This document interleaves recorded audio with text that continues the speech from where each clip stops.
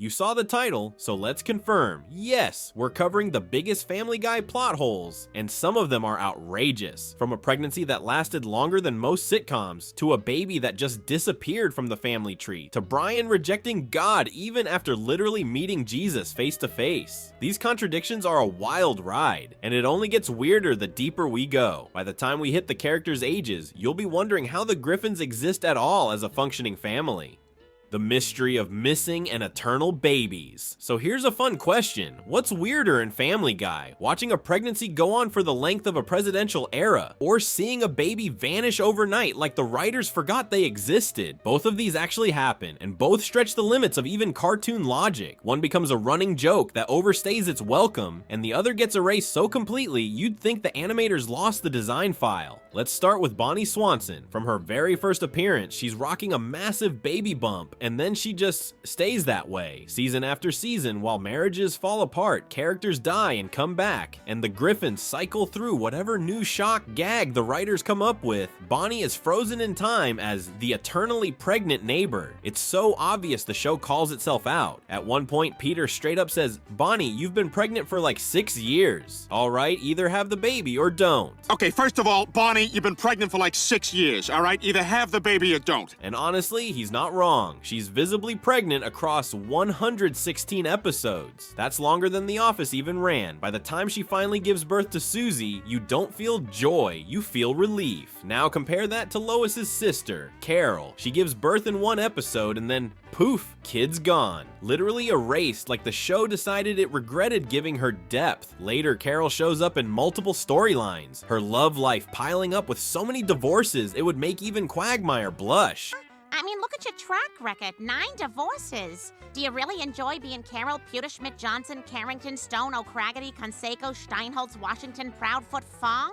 But the kid is just gone. There's no explanation, no tragic off-screen accident, not even a lazy throwaway line. You're just supposed to forget she ever held a baby. That's not storytelling, that's hitting the reset button because continuity got inconvenient. So, which is more ridiculous? A pregnancy that drags on for nearly a decade in cartoon time, or a baby who gets birth screened and then memory wiped from canon? I'd argue it's Carol's missing kid because Bonnie's pregnancy is at least acknowledged as a running gag. Carol's kid is never mentioned again. Not one word, like the writers are gaslighting us into thinking we imagined it. But both of them expose the same crack in Family Guy's foundation. Time doesn't move in Quahog. Things only exist when they're useful for a joke. Once the punchline's played out, history just deletes itself. The longer you think about it, the more absurd Bonnie's storyline actually is. If she's pregnant in season 1 and only gives birth after more than 100 episodes, then in theory we're watching a pregnancy that takes the same length of time as growing 2 separate children. Imagine waiting 10 years for a sitcom character to finish up labor. That's not a gestation period anymore. That's geological time. And yet Family Guy stretches that gag so far it transcends into surreal comedy. You can't even get mad at the inconsistency. It's more like watching the writers dare each other to keep the joke going. Meanwhile, Carol's kid vanishing has the opposite vibe. It isn't exaggerated into a bit, it just evaporates. Carol herself stays relevant. She moves in with the Griffins, marries Mayor West, lives her chaotic life, but her baby is treated as if it never happened.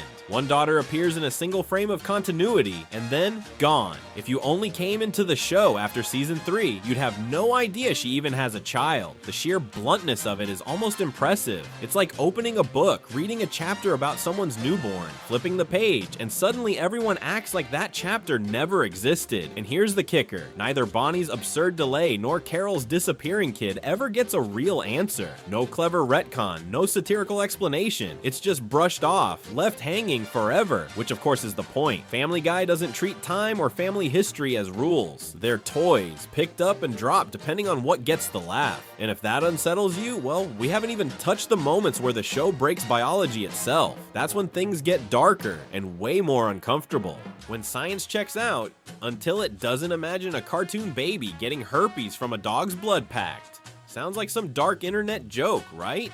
But Family Guy plays it completely straight. This isn't even one of those quick gags that disappears in 10 seconds. It becomes the entire premise of the episode. What starts as Stewie copying some macho cowboy movie scene Yes, let's do that. Brian, I want you inside me. Spirals into medical nonsense that the show treats like cold, hard reality. And of course, it all begins with Brian, because of course it does. The setup goes like this. Stewie convinces Brian to perform a blood brother ritual, slicing their hands and pressing them together. It's supposed to be this symbolic bonding moment. In any other show, you'd expect it to either get stopped before going too far, or be played off as harmless fantasy. But in Quahog, nope. The scene cuts forward, and suddenly Stewie has herpes. Outbreaks, sores, the whole thing. The dog just gave an infant a lifelong STD by holding hands too hard. You son of a bitch, you gave me herpes! Now here's where the hole gets huge. Herpes isn't carried in blood like that. It's primarily spread through physical contact with sores or through saliva and genital secretions. That means Stewie should have been perfectly fine. The virus doesn't magically hop into somebody's system because you rubbed a paper cut against another paper cut. The writers ignored the science to the point where an actual doctor watching would probably break out laughing or crying. But the weirdest part comes after Stewie learns what happened. Instead of brushing it off with a quick gag, the story commits. He tries to hide the sores by growing a tiny goatee. Think about that visual for a second. A baby with a fake beard just to cover up cartoon herpes. Then he flips the shame script and takes it online. He turns his infection into ammo by exposing Brian on social media. Yes, Brian? You hacked my Facebook account. Warning others not to get near him. It's less about the disease and more about the humiliation, which is honestly classic Family Guy. Still, if you apply it back to reality, the implications get bleak. If herpes could transfer in this blood ritual way, everybody who's ever nicked a finger shaking hands would be at risk. Blood oaths, scraped knees, sharing razors, it would all be transmission highways. Daily human contact would feel like walking through a minefield. Suddenly, Brian isn't just an irresponsible pet, he's basically a public health hazard with paws. And the satire here feels intentional, even if it's absurd. Brian already acts like the irresponsible adult friend who thinks they know better, but constantly messes up. Giving him herpes and having him pass it on to a child by accident pushes that trait to the extreme. It turns him from a smug liberal arts major with a tail into what amounts to a walking, talking satire about carelessness. The joke isn't about the disease. It's about Brian being the type of person who would cause drama like this because he couldn't be bothered to think it through. So let's answer the burning question. Can you catch herpes through blood like this? No, you absolutely cannot. That's not how the virus operates. The show just warps biology so the plot can exist. It's the exact same trick it pulled with time and with pregnancy. Bend the rules until they snap. Whether it's a baby stuck in permanent labor or a disease spread in a way no doctor has ever documented, Family Guy treats science like silly putty. And if even the rules of biology aren't safe, then belief systems don't stand a chance. Which brings us straight to Brian, who somehow manages to call himself an atheist even after sitting down for dinner with Jesus. Faith, contradictions, and cartoon logic. So what happens when a talking dog stares straight at Jesus Christ, has dinner with him, watches him use supernatural powers, and then still walks away saying, yeah, there's no God? That's Brian Griffin in a nutshell. You're an atheist, and the one guy you don't believe in is getting to bang the woman of your dreams. His atheism is one of the few character traits the show bothers to keep consistent, but the second you think about it, the whole thing collapses like a bad magic trick. The show sets Brian up very clearly. He's the intellectual wannabe of the group, always reminding everyone he's smarter, more cultured, more rational, and a big part of that image is that he doesn't believe in God. He says it often, almost proudly. In fact, he even tosses off lines like, if there is a God, send another copy, just to underline the point. It's his badge of, I'm above this nonsense. On paper, it makes sense. He's the pretentious writer dog who thinks skepticism makes him sophisticated. But then comes the punch. We watch Brian meet Jesus in the flesh. Not in a dream, not in a vision. An actual storyline where Christ shows up, hangs out, performs miracles, proves he exists. This isn't vague evidence. This is walking, talking, dinner party proof. And you'd think Brian of all people would fold. After all, the guy claims, I need evidence to believe. It over you, and I command you to believe in God. I'm sorry, I just don't see any evidence. Well, here's literal evidence, sitting across the table, turning water into drinks. But no, Brian doesn't budge. doesn't soften, doesn't even acknowledge that his worldview got obliterated. Instead, he doubles down. Suddenly his skepticism isn't logical anymore. It's stubborn. That makes him feel less like a true atheist and more like a contrarian who can't stand to lose an argument. You know that one person who refuses to admit they're wrong because changing their mind would ruin their whole sense of cool? That's Brian with religion. It's not about philosophy anymore. It's about his identity as the guy who doesn't believe.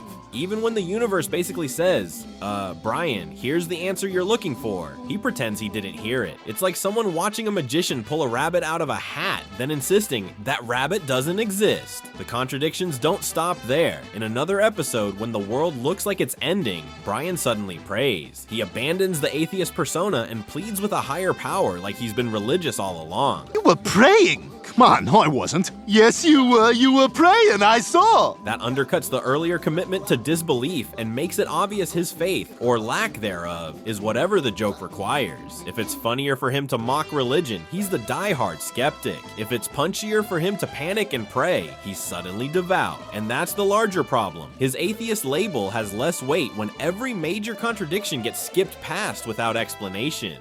One week he's basically Richard Dawkins in dog form. The next, he's on his knees begging for salvation. Then he goes back to ridiculing believers as if none of it happened.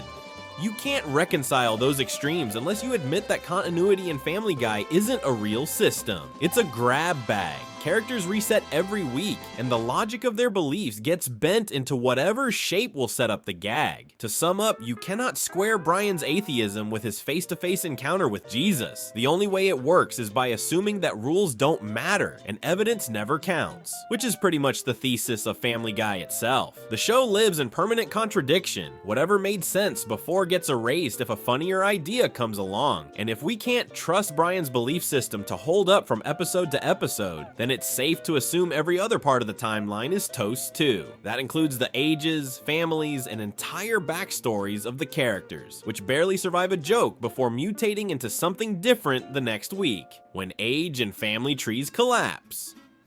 Okay, time to talk about the plot holes that don't just break logic, they break basic math, starting with Brian's son Dylan. The show straight up tells us Dylan is 13 years old, which sounds fine until you remember Brian himself is supposed to be about 7 in dog years. Do the conversion and you're looking at him being basically middle-aged in human years. Which means what? Exactly, that he fathered Dylan when he was still just a puppy. The timeline crashes the second you square animal biology with human backstory. It's one thing to say dogs can talk, but it's another to suggest one dated humans as a toddler. The contradiction only gets worse when you realize the show tries to play both scales at once. Brian ages on the human schedule when it's convenient, drinking at bars, dating grown women, publishing books. But when the writers want to laugh, his dog years get dragged back in. That back and forth completely eliminates any stable timeline. He can't logically have a teenage human son unless he's lived through decades, but he's always presented as a significantly younger dog. It's like trying to square both Celsius and Fahrenheit on the same thermometer and insisting they match. Of course, Brian's confusing math isn't even the only case. Quagmire's age is another walking contradiction. In one episode, a new drinking law sets the minimum age at 50. That shouldn't bother most people, but the gag is that Quagmire is actually 61. Let that sink in. We're talking about a guy with the energy and libido of a frat bro, treated as the old friend neighbor at best, and suddenly the show just drops that he's technically a senior citizen. The problem, most of the time, he doesn't behave or even look like someone pushing 70. Instead, he's played as if he could fit in with people 20 years younger. Again, the writers use his age either as a punchline or ignore it completely. And then you've got Peter, who may have the messiest family tree in animation.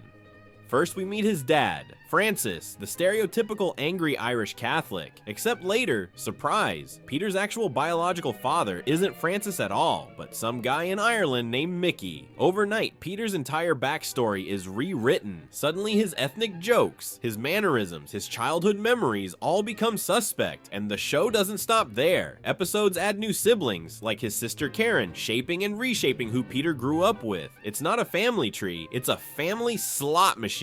Pull the lever and another parent or sibling drops from the sky, the chaos trickles down to the Griffin kids too. Stewie has shifting questions about his paternity, including one gag where a character in an adult movie looks suspiciously like him.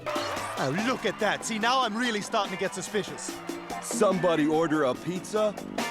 Meg's fatherhood is thrown in doubt at one point, with Brian casually mentioning a different man who might actually be her dad. Meg's real father's name is Stan Thompson. And poor Chris gets hit with an adoption joke. It was in a box with Chris's adoption papers. Oh. You heard nothing. Suggesting maybe the Griffins didn't even give birth to him. Each kid flips between canonical child of Peter and Lois and possible child of someone else, depending on the script. Imagine being told every season that your family tree is just a placeholder to be edited on a whim. On top of that, Stewie's ability to be understood flips like a switch as well. Brian gets every word of his British accented genius talk. Chris sometimes understands him too, but Lois and Peter act as if all they hear is baby babble. The result? No consistent rules about communication in the household. Sometimes whole plots hinge on everyone understanding Stewie. Other times, the gap is made into its own gag. For a show supposedly centered on a family, even the most basic interactions between parents and child never follow a rule book. So what do we actually learn from all of this? That timelines, family trees, and even the laws of biology are written in sand. One strong wave, a funnier punchline, a stranger twist, and the structure washes away. To sum up, this isn't about one missing plot hole. It's about the idea of continuity in Family Guy being doomed from the start. Every rule bends, every backstory rewrites itself, and the only through line is that nothing counts once the laugh has landed, and that's really the biggest contradiction of all. To sum up, the biggest Family Guy plot hole isn't Bonnie's endless pregnancy, Brian's age math, or even Stewie's magical herpes. It's that continuity never exists in the first place. The show isn't broken, it's designed to reset, rewriting itself every week for the gag. And here's the twist, if nothing in the show counts, then maybe the biggest joke is on us, the fans keeping score like it's supposed to make sense. So now it's your turn. Drop your favorite Family Guy plot hole in the comments, because let's face it, we've only scratched the surface.